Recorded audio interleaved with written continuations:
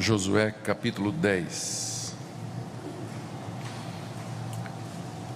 Nós temos aqui o relato de como Deus deu a vitória ao seu povo com relação ou sobre uma coligação de 5 reis dos amorreus que habitavam a região sul da Palestina, de Canaã, e como Deus de maneira poderosa atuou em favor do seu povo. O livro de Josué registra a conquista da terra prometida, e aqui nós encontramos um importante avanço na conquista. A parte centro-sul é tomada por Josué, e nós vamos ver de que maneira Deus deu a vitória, com o propósito de aprender lições preciosas para nós. Acompanhe a leitura. Do verso 1 até o verso 5, lemos aqui a coligação daqueles 5 reis contra o povo de Deus. Tendo Adonisedeque, rei de Jerusalém, ouvido que Josué tomara a Ai e havia destruído totalmente, e feito a Ai e ao seu rei, como fizera a Jericó e ao seu rei, e que os moradores de Gibeão fizeram paz com os israelitas e estavam no meio deles, temeu muito, porque Gibeão era cidade grande, como uma das cidades reais, e ainda maior do que Ai, e todos os seus homens eram valentes. Pelo que Adonisedeque, rei de Jerusalém, enviou mensageiros a Roão, rei de Hebrom, Pirã, rei de Jarmute, e a Jafia, rei de Laquis, e a Debir, rei de Eglon, dizendo: subi a mim e ajudai-me, firamos Gibeão, porquanto fez paz com Josué e com os filhos de Israel.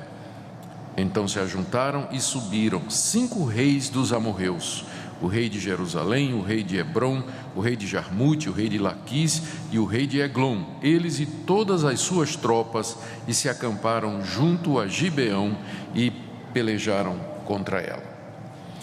A segunda parte do texto é do verso 6 até o verso 11, quando então Israel, sob o comando de Josué, vem socorrer os gibeonitas com quem eles haviam feito uma aliança, e Deus dá uma vitória extraordinária ao povo de Israel. Verso 6: os homens de Gibeão mandaram dizer a Josué no arraial de Gilgal: não retires as tuas mãos de teus servos, sobe apressadamente a nós e livra-nos e ajuda-nos, pois todos os reis dos amorreus que habitam nas montanhas se ajuntaram contra nós. Então subiu Josué de Gilgal, ele e toda a gente de guerra com ele e todos os valentes. E disse o Senhor a Josué: não os temas, porque nas tuas mãos os entreguei, nenhum deles te poderá resistir. Josué lhes sobreveio de repente, porque toda a noite veio subindo desde Gilgal. O Senhor os conturbou diante de Israel, e os feriu com grande matança em Gibeão, e os foi perseguindo pelo caminho que sobe a Bet-Horon, e os derrotou até Azeca e Maquedá. Sucedeu que, fugindo eles de diante de Israel, a descida de Bet-Horon, fez o Senhor cair do céu sobre eles grandes pedras até Azeca, e morreram. Mais foram os que morreram pela chuva de pedra do que os mortos à espada pelos filhos de Israel. E a última parte que nós queremos ler hoje é do verso 12 até 15, onde nós temos o registro desse grande milagre do Antigo Testamento, quando Deus faz com que o sol pare durante quase um dia inteiro para que o seu povo consolide a vitória. Verso 12: então Josué falou ao Senhor no dia em que o Senhor entregou os amorreus nas mãos dos filhos de Israel, e disse na presença dos israelitas: sol detente em Gibeão, e tu, lua, no vale de Aijalon. E o sol se deteve e a lua parou, até que o povo se vingou de seus inimigos. Não está isso escrito no livro dos justos? O sol, pois, se deteve no meio do céu e não se apressou a pôr-se quase um dia inteiro. Não houve dia semelhante a este, nem antes nem depois dele, tendo o Senhor assim atendido à voz de um homem, porque o Senhor pelejava por Israel. Voltou Josué e todo Israel com ele ao arraial a Gilgal. Até aqui a leitura da palavra de Deus. Oremos mais uma vez. Senhor, Tu és o Deus que escutaste Josué e atendeste o seu clamor. Tu és o mesmo Deus, nós também somos o Teu povo. Pedimos que nos ouças nessa manhã, estejas conosco, que a instrução da Tua palavra traga luz ao nosso coração. Abençoa Teu povo aqui reunido, abençoa os irmãos, as famílias que estão no reencontro também. Pedimos em nome de Jesus. Amém. Queridos, o principal objetivo da Bíblia é mostrar, primeiro, que existe um Deus todo-poderoso, justo, santo, bom, Deus que criou o homem à sua imagem e semelhança, um Deus que age na história para realizar os planos que Ele concebeu antes da criação do mundo, e um Deus que é fiel à sua palavra e que no final vai dar um fim feliz à história como nós a conhecemos. A Bíblia é o registro dos atos interventores de Deus na história. Ela registra essas ações de Deus feitas no passado em prol do seu povo e para realizar os seus planos. É isso que a Bíblia é. Por isso que eu não gosto muito daquelas caixinhas de promessa. Sabe como é aquelas caixinhas de promessa? Caixinha de plástico que tem um versículo. Aí você acorda de manhã, abre, não é? Senhor, aí tira um versículo e é a palavra de Deus para você. Não estou dizendo que Deus não pode falar através da caixinha de promessa, mas o problema da caixinha de promessa, como também o problema de você abrir a Bíblia em qualquer lugar, botar o dedo e dizer, isso aqui é a palavra que Deus tem para mim, é que você não lê a Bíblia como narrativa. Ela tem uma sequência, ela é história, ela é revelação.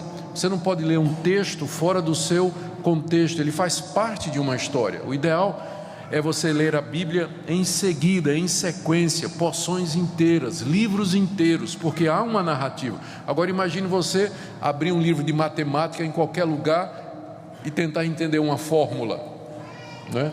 Não funciona. Você tem que saber a razão daquela fórmula, o que é que representa cada um dos seus componentes. Da mesma forma qualquer literatura, da mesma forma a Bíblia também. Mas ela tem como objetivo nos revelar a ação de Deus no passado, o que Ele fez em prol do seu povo, e com isso nos dizer e nos assegurar que Ele é o mesmo Deus e que age em favor do seu povo também nos dias de hoje.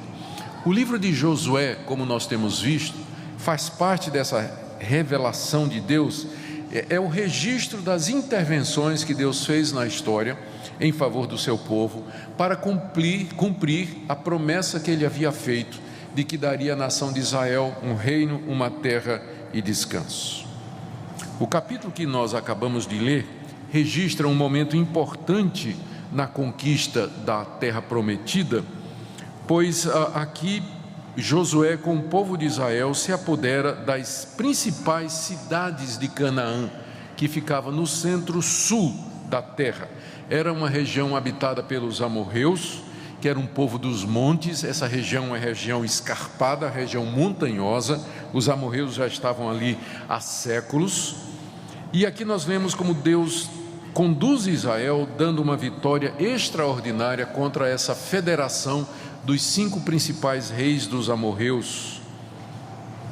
E hoje nós vamos nos concentrar nessa luta e vitória contra essa coligação. O restante do capítulo nós veremos no próximo domingo, onde Josué vence mais 7 reis dos amorreus.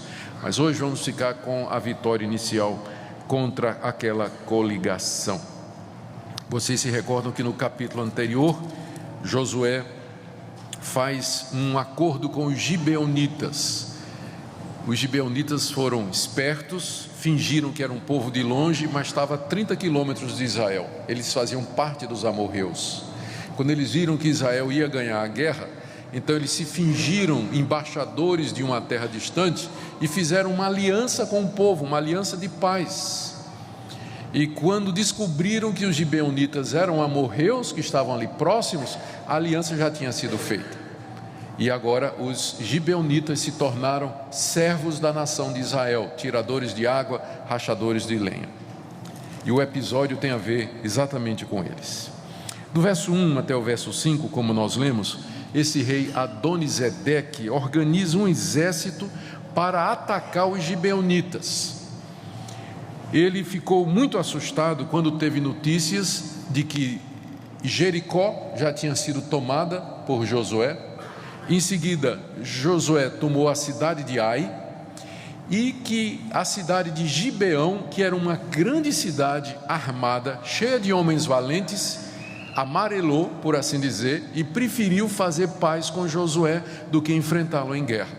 Quando Adoni-Zedeque teve essas notícias, o coração dele temeu muito, diz aí o verso 2, que ele ficou com muito medo quando teve as notícias das conquistas de Josué.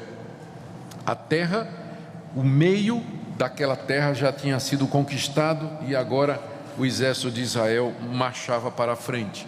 Provavelmente esse rei Adoni-Zedeque, o título dele significa meu senhor é justo, meu senhor é justo, e o senhor dele provavelmente era Moloque, Baal, algum daqueles deuses cananitas. Ele era rei de uma cidade que mais tarde se tornaria famosa, a cidade de Jerusalém. A essa altura, Jerusalém pertencia a Adoni-Zedeque, que era um amorreu. Era uma cidade importante, era o centro do reino dos amorreus. Mais adiante ela se tornaria a capital da terra prometida, mas por enquanto ela é uma cidade que pertence a esse rei. Ele considerou aquela aliança dos gibeonitas com Israel como sendo uma traição dos gibeonitas que pertenciam ao seu reino, e agora ele queria punir os gibeonitas e retomar Gibeão para debaixo do seu controle. E aí ele convida os cananeus, os reis amorreus de Jarmute, Laquis, Eglon e Hebron. Se você está procurando nome para sua fazenda, sugira aí qualquer um desses, e ele faz uma coligação, e o propósito é tomar Gibeão de volta, tomar a cidade de volta. E aí eles se organizam e cercam Gibeão, como diz aí o verso 5, final do verso 5, eles se acamparam junto a Gibeão e pelejaram contra ela. A essa altura, Josué estava com o seu exército a 32 quilômetros para baixo, em Gilgal, que era o acampamento deles. Os gibeonitas então, e aí temos o verso 6 até o verso 11, eles pedem socorro a Josué. Verso 6, os homens de Gibeão mandaram dizer a Josué: não retires as tuas mãos, sobe a nós, livra-nos, ajuda-nos, porque os reis dos amorreus que habitam nas montanhas se ajuntaram contra nós. Eles pediram ajuda a Josué. Eles estavam a 32 quilômetros montanha acima, no centro da terra. Deus então aparece a Josué. Josué se organiza, verso 7, porque tinha feito um pacto, com Gibeão. Ele foi como que enganado nessa aliança, mas a aliança estava valendo. Então ele reúne os homens valentes, gente de guerra, e ele parte e começa a marcha para socorrer a cidade de Gibeão. E no verso 8, Deus aparece a Josué e diz: não os temas. E tinha razão para temer. Eram 5 reis, eram 5 exércitos. Essa foi a principal campanha que tomou o centro da terra prometida mais para o sul. Então era uma guerra feia, por assim dizer. Deus então aparece a Josué e diz: não os temas, porque nas tuas mãos os entreguei, nenhum deles te poderá resistir. E Deus então comanda diretamente o assalto contra os amorreus. Deus determina a vitória, encoraja Josué, e diz aí o verso 9, que Josué lhes veio de repente, porque toda noite ele veio subindo de Gilgal, 32 quilômetros, noite afora, Eles vararam a noite marchando, subindo as montanhas para socorrer Gibeão. Os amorreus não estavam esperando isso, não esperava que viesse esse socorro tão rápido, mas assim aconteceu. Agora eu queria que você notasse o verso 10.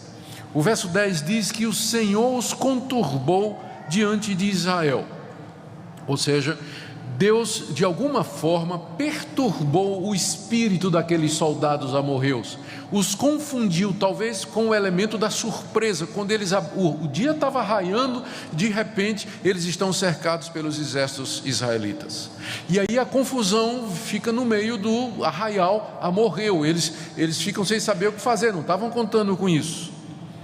E diz aí o verso 10 que Deus os feriu com grande matança. O que é interessante é que quem feriu os amorreus naturalmente foram os judeus, foram os israelitas, mas o texto diz que foi Deus. O texto continua no singular, ó. Deus os feriu, Deus os perseguiu pelo caminho que sobe a Bet-Horon, e Deus os derrotou. Não é que Deus desceu do céu com a espada e fez isso. Quem fez isso foi Josué e os israelitas, mas era Deus que estava com eles, de tal forma que o escritor bíblico atribui diretamente a Deus aquela vitória do exército israelita. Foi Deus quem os feriu, Deus que os perseguiu e Deus que os derrotou. E no verso 11, nós lemos uma intervenção extraordinária de Deus, que ao fugir os exércitos dos amorreus, diante de Israel, eles desceram de Bet-Horon. Fez o Senhor cair do céu sobre eles grandes pedras, uma chuva de granizo, pedras. Eu estava lendo os livros de arqueologia e de história e geografia daquela região, e há registros de queda de pedra do tamanho de 2 punhos de homens, assim, ó, um ovo de avestruz mais ou menos. Então você imagina pedras dessas caindo do céu, o estrago, não é? O desastre que essas pedras podem produzir. Deus fez então que uma grande chuva de pedra viesse contra os exércitos dos amorreus, e eles, o nome já está dizendo, né? Os amorreus morreram. E foram mais os que morreram pela chuva de pedra do que os mortos à espada pelos filhos de Israel. Era evidente que Deus queria deixar claro que a vitória era dele, era ele que estava lutando contra os amorreus e dando a vitória a Israel. Do verso 12 a 15, nós temos o terceiro grande milagre do livro de Josué. O primeiro, vocês se recordam, a abertura do rio Jordão. O segundo, a queda das muralhas de Jericó. Terceiro milagre do livro de Josué, grande milagre, o sol para no meio do céu durante quase um dia inteiro. Deus atendeu a oração de Josué, que foi feita no verso 12. Josué falou ao Senhor. O que Josué percebeu é que precisaria de mais tempo para destruir definitivamente aqueles exércitos. Era muita gente, e o sol estava se pondo, talvez já começava a entardecer, ou então era ali início da tarde, um pouco depois de meio-dia. Josué fez o cálculo e a noite ia chegar e ele não ia terminar, consolidar a vitória. Então ele ora a Deus e pede uma coisa inusitada, que eu acho que nenhum de nós teria fé ou coragem para pedir. Era mais ou menos assim: Deus, eu preciso de mais umas 12 horas de luz aqui para terminar o trabalho. Eu não sei como é que o Senhor vai fazer, mas eu sei que o Senhor é Deus. Eu preciso que o dia estique, porque eu tenho que acabar com esses exércitos. Ainda tem muita gente. Se esse pessoal escapar, eles vão se reorganizar e vai ser difícil. Então eu tenho que consolidar a vitória de vez. E Josué falou a Deus. E então o texto parece dizer que Josué, na presença dos israelitas, se dirige ao sol e diz: Sol, detente em Gibeão, e tu, lua, no vale de Aijalon, que é o nome do vale onde aquela batalha, era o vale no meio das montanhas onde a batalha estava sendo travada. Sol e lua, parem em nome do Senhor dos Exércitos. Depois que Josué ora a Deus, ele adquire essa confiança e ele fala ao sol e à lua. E diz o verso 13 que o sol se deteve e a lua parou até que o povo se vingou dos seus inimigos, que é uma expressão bíblica para dizer até que o povo conquistou aqueles exércitos e os matou completamente. Está dito aí no verso, ainda no final do verso 13, que isso está escrito num outro livro. Esse milagre está escrito no livro dos justos. Nós não temos esse livro, nós não sabemos que livro é esse, mas ele é mencionado outra vez no segundo livro de Samuel, capítulo 1, verso 18. Talvez fosse uma crônica das guerras de Israel, a biografia dos valentes do povo de Deus. Mas ele tinha registro, é como se o autor sabendo que poderia parecer incrível isso, ele dissesse: olha, não sou eu só que estou registrando não, já tem registro em outros livros também desse milagre extraordinário que aconteceu naquele dia. Diz o final do verso 13: o sol se deteve no meio do céu e não se apressou a pôr-se quase um dia inteiro. E no verso 14: não houve um dia semelhante a esse, nem antes nem depois, em que Deus ouviu a voz de um homem. E ele dá razão, porque o Senhor pelejava por Israel. Queridos, esse texto, ele tem sido motivo de grande polêmica no meio do povo de Deus, quanto à sua interpretação, e também usado pelos inimigos de Deus, da igreja, como uma daquelas ocasiões em que a Bíblia registra um erro. Eles dizem: é claro que isso aqui é um erro, nunca aconteceu, né? Eles vão dizer: claro, isso aqui é invenção. E além do mais, que absurdo, né? Dizer que o sol parou. Todo mundo sabe que não é o sol que se mexe, é a terra, né? É a terra que gira e não o sol. Então a visão que você tem aqui é uma visão não científica. Então você não pode acreditar num livro com essa visão tão antiga de que a terra estava parada e que o sol girava em torno dela e a lua girava em torno dela. A lua até que vai, né? Mas o sol, então as pessoas costumam usar isso. O seu professor na universidade, se ele conhece um pouquinho de Bíblia, com certeza ele vai dizer: a linguagem da Bíblia reflete a sua imprecisão científica. Mas a resposta que a gente dá para isso é que até o dia de hoje, esses cientistas, eles dizem: olha, o sol nasceu.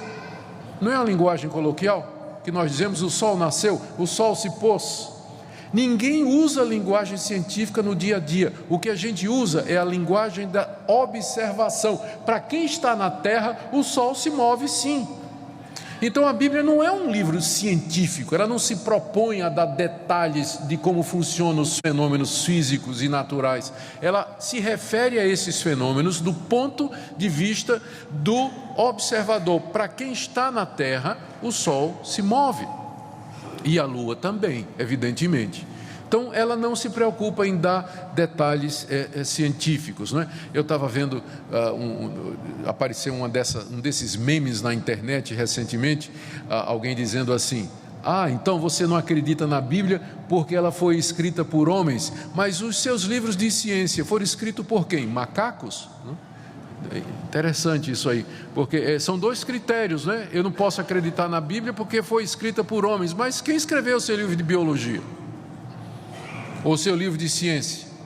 Então, com esse tipo de argumentação as pessoas levantam contra os registros bíblicos, não é?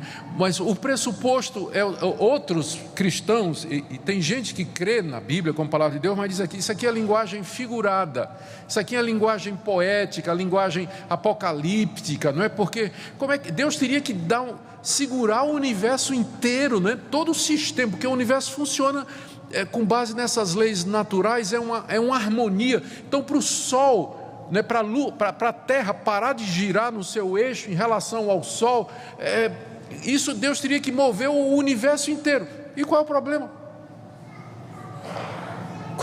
Ele do nada fez tudo o que existe. Qual é o problema para Deus segurar a máquina que Ele criou? Um dia não, um mês se Ele quisesse. Então você vê que o problema é, na verdade, a questão última e final. Existe um Deus? Porque se Ele existe e Ele é o que a Bíblia diz, nós aceitamos isso aqui com toda tranquilidade, não tem a menor dificuldade. Todo mundo lembra daquela história, né, bem conhecida, do menininho na aula de ciência, né, na escola, e que a professora estava fazendo zombaria com a Bíblia, né, e dizendo assim: mas Pedrinho, você acredita realmente no que a Bíblia diz, que a baleia engoliu um homem? Não é? A gente sabe que uma baleia, a garganta dela é muito pequena, não dá para passar um homem. Pedrinho disse: e se a Bíblia dissesse, professora, que foi o homem que engoliu a baleia, eu acreditava. Porque a pergunta final sempre é essa: existe um Deus, Criador dos céus e da terra? Esse Deus que a Bíblia diz que no princípio, do nada, pela sua palavra, criou todas as coisas. Se existe Deus, Então todos os milagres da Bíblia são possíveis: transformar água em vinho, andar sobre as águas, parar o sol, derrubar muralhas, abrir o mar. Nada é impossível. O ponto final sempre é esse: você crê de fato que existe um Deus, que é autor, consumador da vida, que é o Criador de todas as coisas. Porque uma vez que você diz sim, então segue-se que você não pode ter nenhum problema com os relatos miraculosos da Bíblia. Porque se Ele é o que Ele é e fez o que fez na criação do mundo, nada lhe é impossível. Então nós não temos dificuldade nenhuma em aceitar esse registro como sendo um registro histórico. De fato aconteceu. Não teve um dia semelhante a esse em que Deus atendeu ao desejo, ao pedido de um homem. Por quê? Porque Ele lutava pelo seu povo, é o que o texto nos diz. No final do texto, no verso 15, está dizendo então: consolidada a vitória, Josué volta para Gilgal com o povo. Gente, qual a finalidade desse registro? Por que essa parte está na Bíblia? A gente olha para isso e a gente pode parecer para nós que é gostoso ler, é história, né? Nós gostamos de aventura, gostamos de filmes épicos como O Senhor dos Anéis, por exemplo, né? Star Wars. Então essas histórias de guerra, de conquista, de nobreza, de heroísmo. E às vezes a gente corre o risco de ler a Bíblia como se fosse isso, mas ela é muito mais do que isso. O alvo da Bíblia, quando registra essas batalhas, esses atos sobrenaturais, essas conquistas, é mostrar, em primeiro lugar, que é de Deus que vem a vitória aqui nesse mundo. É Deus quem deu vitória à nação de Israel. Isso fica muito claro. Verso 8: nas tuas mãos o entregarei. Verso 10: o Senhor os conturbou. Verso 11: o Senhor fez cair dos céus grandes pedras. Verso 14: o Senhor pelejava por Israel. O alvo da Bíblia é mostrar que todas as conquistas, todas as vitórias do povo de Deus vêm dele. A vitória da batalha, na verdade, é do Senhor. Segunda coisa, textos como esse no livro de Josué tem como objetivo dizer que a terra foi uma dádiva de Deus para o povo. Não foi o povo que conquistou pela sua própria força, mas Deus estava dando a terra prometida como presente, como dádiva à nação de Israel, para que eles pudessem louvar a Deus, agradecer a Deus e lembrar da fidelidade de Deus em cumprir as promessas feitas a Abraão, Isaque e Jacó. Terceiro, o objetivo de textos como esse e outros na Bíblia é mostrar a superioridade de Deus aos deuses pagãos, porque esses povos tinham deuses. Eles adoravam a Moloque, adoravam a Baal, adoravam a Astarote, Milcom, Renfã. Tem uma lista enorme de deuses. E eles clamavam a estes deuses, eles sacrificavam estes deuses. O Adonisedeque não foi para a batalha sem antes invocar o Deus dele e dizer: livra-me dos israelitas, dá-me vitória sobre Josué. Então no fim era uma guerra de deuses. Quem é o Deus mais poderoso?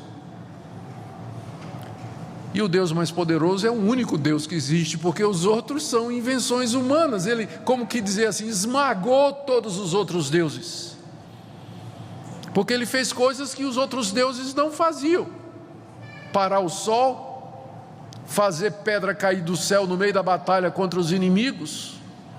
Quem é como esse Deus? Então o texto visa mostrar que só há um Deus, o Deus verdadeiro, que se revela na Escritura e que tem uma aliança com o seu povo. Também o texto quer mostrar a fidelidade de Deus para com as alianças que são feitas. Primeiro, porque ele socorreu o seu povo, e segundo, porque essa guerra aqui foi por conta da aliança que tinha sido feita entre Israel e Gibeão, que nós lemos no capítulo 9.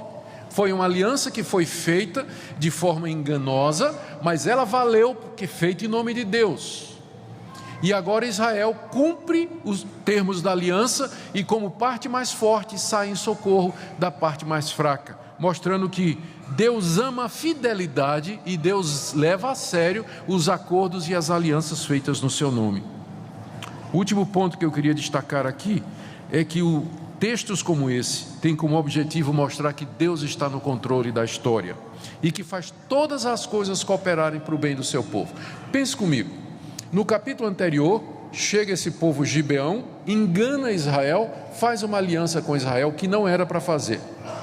Então foi um erro de Josué, foi um erro dos príncipes de Israel. Eles deviam ter verificado. Diz o texto que eles nem oraram a Deus, fizeram uma aliança. Só que essa aliança valeu, feita de forma errada, mas valeu. Foi um erro de Israel? Foi, mas foi graças a esse erro, em outras palavras, que os reis cananeus ficaram revoltados e provocaram a guerra no centro da terra. E Deus acabou transformando aquele erro de Josué, fazer aliança com aquele povo, no motivo para que ele ganhasse a guerra contra os reis dos amorreus, e tomou toda aquela região do centro. Deus transformando em bênção o nosso erro. Quando nós reconhecemos, como Israel tinha feito, não, nós erramos, mas nós vamos manter a nossa palavra. Deus que transforma nossos erros e nossas falhas em bênção e misericórdia. O estratagema dos gibeonitas provocou o ataque da confederação dos amorreus, que em resultado deu vitória.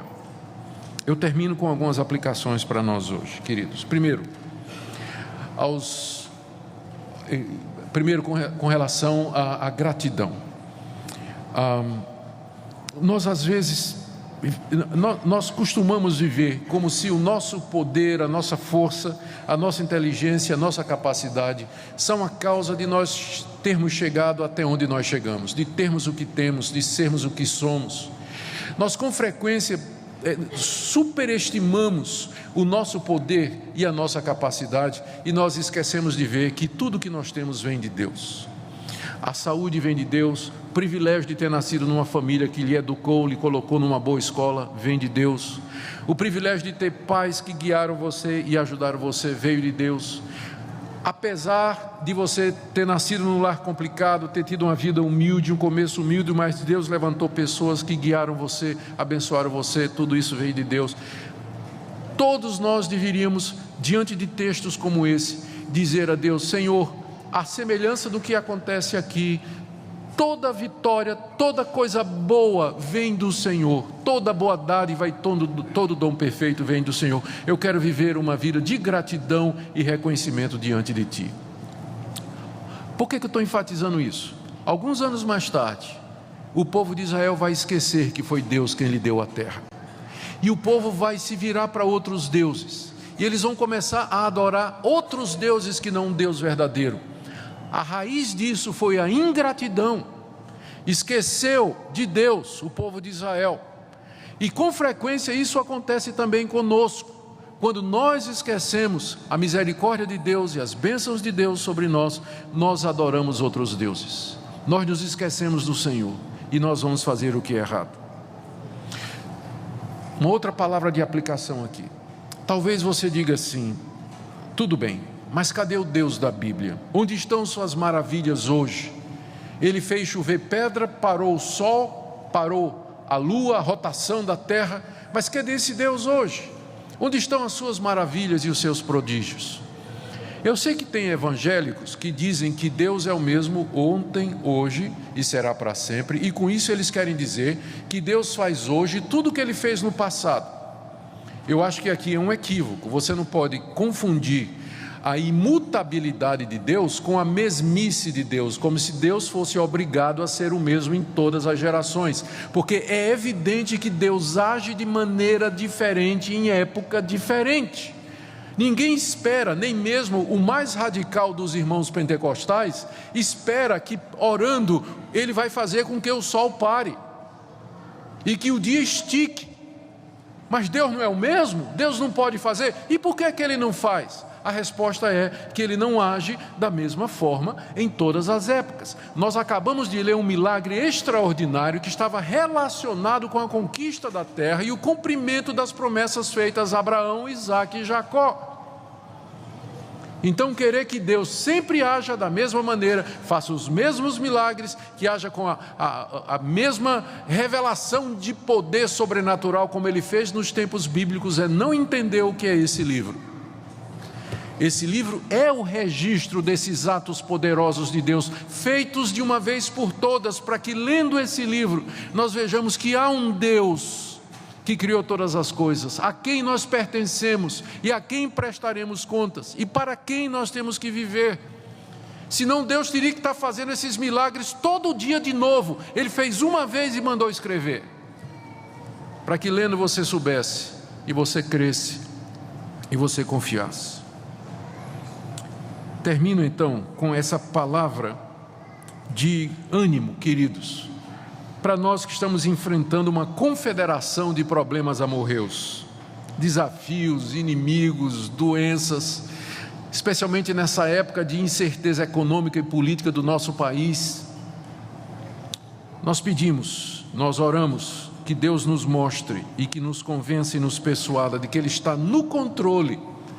Deus está no controle. Pode parecer às vezes que não há governo, que não há controle na situação do Brasil, mas nós sabemos diferente, nós sabemos melhor do que isso, que há um Deus que está no controle, não somente dessa nação, mas do mundo inteiro, e Ele faz com que todas as coisas cooperem para o bem do seu povo. Você tem que confiar nisso, porque é para isso que a Bíblia foi escrita, para mostrar que há um Deus que age em favor do seu povo, um Deus que está no controle, que já nos deu o seu Filho Jesus Cristo, que morreu pelos nossos pecados, para que nós pudéssemos ter acesso a Ele, perdão e finalmente herdar a vida eterna. O mesmo Deus que deu essa terra para os israelitas é o mesmo Deus que nos dará a vida eterna, o mundo vindouro que se aproxima e se aproxima rapidamente.